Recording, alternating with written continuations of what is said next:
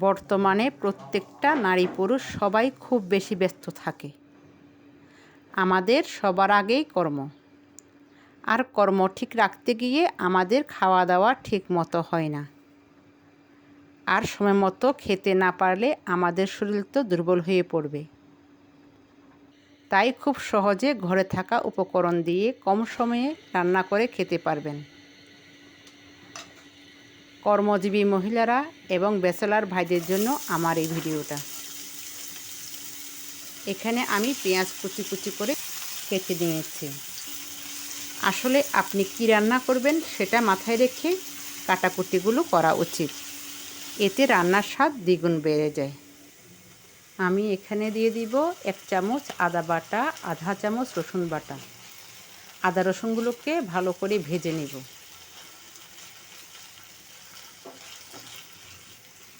তারপর দিব কাঁচামরিচ কুচি, টমেটো কুচি, তারপর এখানে দিব 1 চামচ লবণ।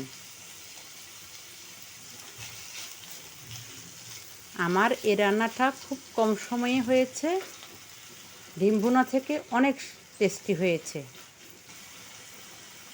তারপর দিব হলুদের গুঁড়া 1 চামচ, মরিচের গুঁড়া 1 চামচ, ধনিয়ার গুঁড়া আধা চামচ, জিরার গুঁড়া।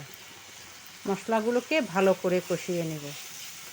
আসলে মশলার কষানোর উপরে আমাদের স্বাদটা নির্ভর করে।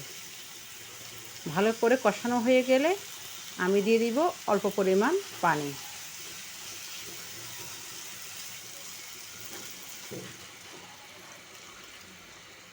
পানিগুলো ভালো করে ফুটে আসলে, টমেটো এবং কাঁচামরিচগুলো সিদ্ধ হয়ে আসলে তারপর দিয়ে দিব ডিমগুলো।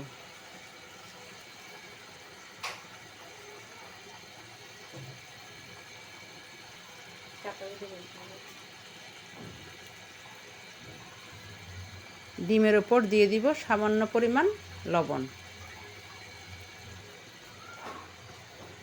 তারপর দিব গোলমরিচের গুঁড়া। তারপর দিব সামান্য চিলি ফ্লেক্স। এরপরে ধনিয়া পাতা কুচি দিয়ে নামিয়ে নিব। খুব সহজ এবং সংক্ষেপে একটা সুস্বাদু রান্না।